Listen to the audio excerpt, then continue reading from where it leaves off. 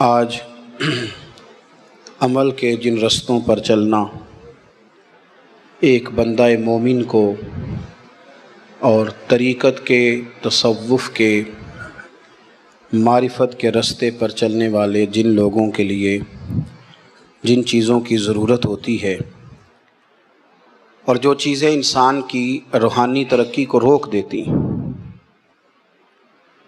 جو دنیاوی طور پر، مالی طور پر اسے مضبوط کر دیتی ہیں لیکن عملی طور پر اسے کمزور کر دیتی ہیں، ان چیزوں میں سے ایک چیز پر ہم بات کریں گے۔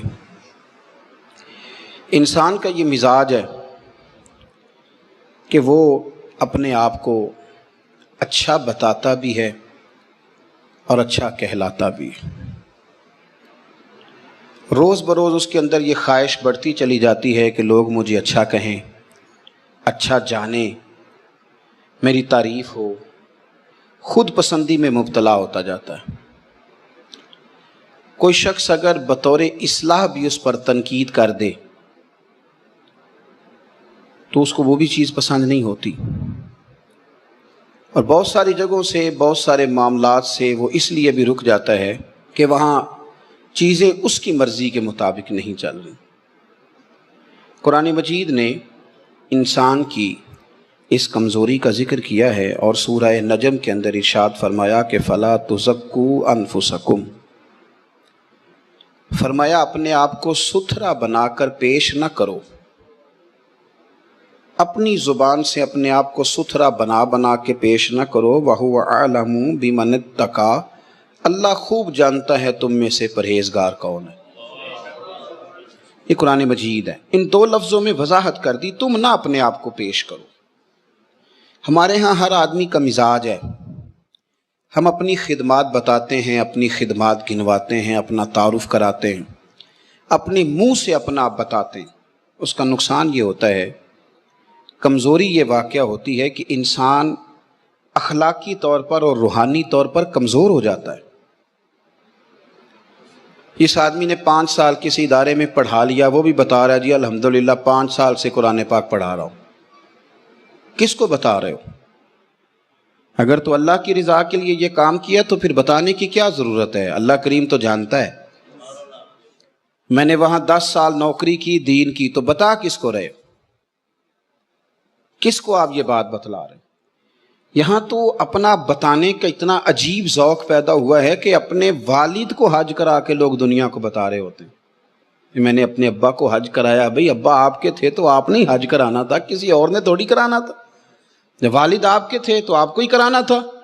میں نے جی بہنوں کی شادی کی تو بہنیں کس کی تھی؟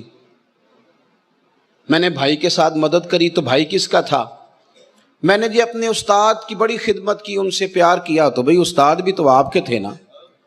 کہتا جی میں نے الحمدللہ اپنے مرشد کے آستانے پر، میں نے اپنے شیخ کے آستانے پر نوکری کی، اور میں نے کہا تجھے غلطی لگ گئی ہے۔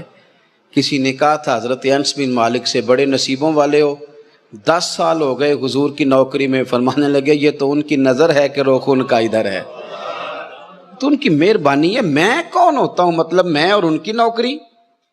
تو امیر حرم میں غریب بے نوا، تو کجا اور من کجا۔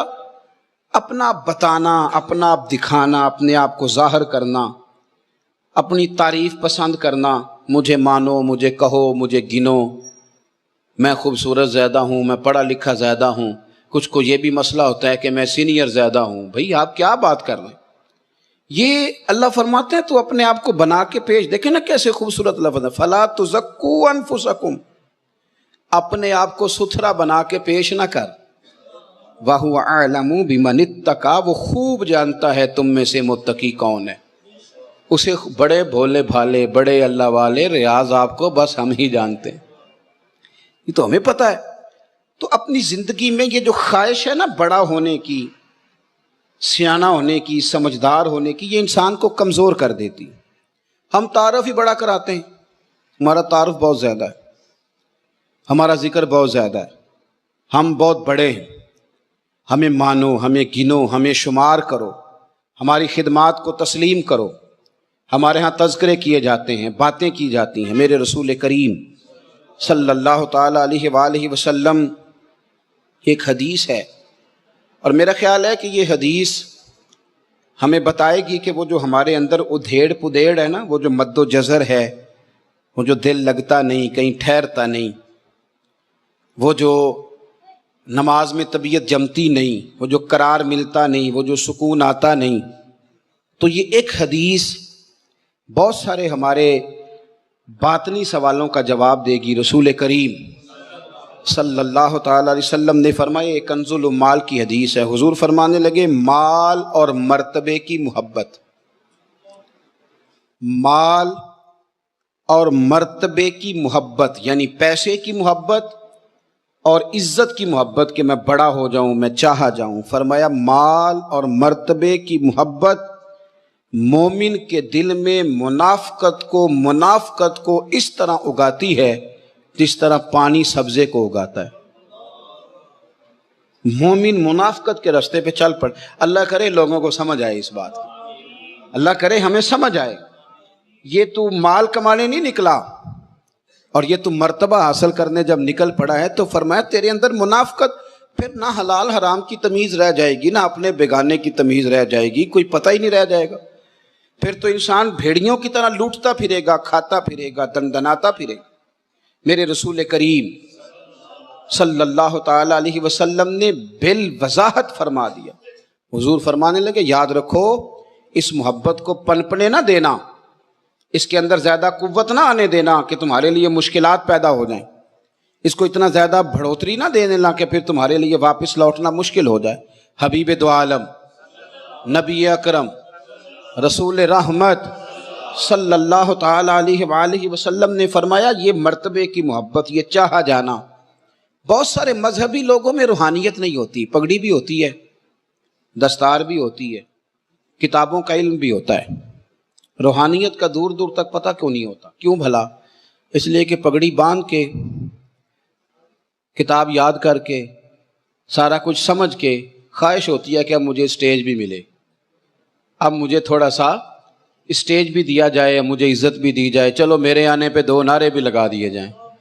تو یہ چیز انسان کی طبیعت کے اندر نفاق کو جنم دیتی ہے، یہ کمزوریاں پیدا کرتی ہے۔ میرے رسول کریم صلی اللہ تعالی علیہ وسلم کے صحابہ کی ایک بہت بڑی تعداد ایسی ہے جسے دنیا نہیں جانتی۔ 1,44,000 صحابہ نے حج کیا ہے حضور کے ساتھ۔ کہاں گئے باقی سارے؟ لوگوں کو تو چند کے نام آتے ہیں، وہ 313 جو میدان بدر میں جان ہتھیلیوں پہ رکھ کے نکلے تھے، کدھر ہیں ان کے نام؟ وہ جو 72 احد میں شہید ہو گئے تو وہ کہاں تھے؟ کہاں گئے وہ لوگ؟ اور میاں اگر وہ بھی اس چکر میں ہوتے کہ پہلے میری تختی لگاؤ، پہلے مجھے سینئر مانو، پہلے مجھے بڑا جانو، پہلے میرا اقرار کرو، پہلے مجھے کوئی گولڈ میڈل دو، تمغہ حسن کارکردگی دو، تو پھر تو کام رہ گیا تھا۔ انہوں نے کوئی ایسی چیز طلب نہیں کی، ان کی طلب اتنی تھی کہ یا اللہ راضی ہو جائے یا اللہ کے رسول راضی ہو جائے۔ یہ خود پسندیاں، یہ چاہا جانا، یہ مرتبہ، اٹھ بلیا چلو تھے وسیے، او جتھے وس دینی سارے یننے، نہ کوئی ساڈی ذات پچھانے نہ کوئی سانو مننے۔ یہ کیا الجھاؤ ہوا؟ مجھے بھی گن لو، مجھے بھی شمار کر لو، ذرا میرا بھی نام لے لینا، میرا بھی۔ مذہبی محافل میں ہم جاتے ہیں نا تو ایک رکا لکھ کے دیا جاتا ہے، یہ فلاں پیر صاحب کی صدارت ہے، فلاں سیٹھ صاحب کی نگرانی ہے، فلاں چودھری صاحب مہمان خصوصی ہیں۔ میں بھی ایک جگہ گیا تھا تو میرے ہاتھ میں لسٹ تھمائی، میں نے کہا تم نے تو مجھے وہاں کہا تھا کہ نبی پاک کی تعریف کرنی ہے۔ اس وقت تو یہ طے ہوا تھا کہ حضور کی تعریف کرنی ہے، اور یہاں اس کے بھی کرو تو اس کی بھی کرو تو اس کی بھی کرو۔ نہ مہربانی فرمائیں، چکروں سے باہر آئے، اپنے آپ کو چاہنا، میرا بھی نام، میرا بھی تذکرہ، مجھے بھی پوچھ لو۔ میرے رسول کریم سید عالم صلی اللہ تعالی علیہ وسلم نے فرمایا 2 بھوکے بھیڑیے، ذرا حضور کے الفاظ پر غور کریں، فرمایا 2 بھوکے بھیڑیا تو ویسے بھی بڑا خطرناک ہوتا ہے، اور اگر بھوکا ہو تو 2 بھوکے بھیڑیے، حضور فرمانے لگے بکریوں کے ریوڑ میں چھوڑ دیے جائیں تو اتنی تباہی نہیں مچاتے جتنی تباہی مال کی اور عزت اور آبرو کی خواہش بندہ مومن کے دل میں تباہی مچا دیتی۔ اللہ کرے سمجھ آئے ہمیں۔ فرمایا بھیڑیے وہ بھی بھوکے اور روکنے والا بھی کوئی نہیں، بکریوں کے ریوڑ میں چھوڑ دو تو اتنی تباہی نہیں کرتے، اتنی تباہی مال کی محبت اور چاہا جانے کی محبت، کہ مجھے بڑا مانو، مجھے چاہو، میری عزت کرو، میرا نام لو، میرا مرتبہ لو، مجھے پوچھو، یہ چیزیں دل کو تباہ کر دیتی۔ ہمیں پتہ ہی نہیں ہوتا ہمارا باطن اجڑ چکا ہوتا ہے، ہم نے بڑے صاف ستھرے کپڑے پہنے ہوتے ہیں، بڑی شاندار ویسٹ کوٹ سجائی ہوتی، لیکن ہمیں پتہ ہی نہیں کہ اندر سے تو خالی ہو چکے۔ ہمارے کپڑوں کو جیبیں بڑی لگی ہوتی ہیں، پر جیبوں میں 4 سکے ہو سکتا ہوں، پر باطن میں روشنی کوئی نہیں ہوتی، اندر بالکل خالی ہوتا ہے، اندر تباہی، اس لیے کہ ہماری خواہش ہی بڑی ہے، ہمارا تذکرہ ہی بڑا ہے۔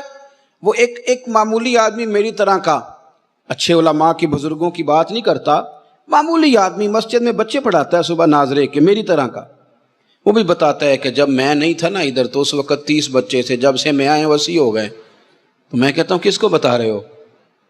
یعنی جس بندے نے اپنے والد کے لیے 15 قرآن پاک پڑھا لیے، حالانکہ اس میں سے اس نے خود ایک بھی نہیں پڑھا، وہ بھی یہ سال ثواب کی تقریب میں اعلان کرا رہا ہے کہ میرے ابا جی کے لیے 15 قرآن پاک، 1500 قرآن پاک جمع ہوا ہے۔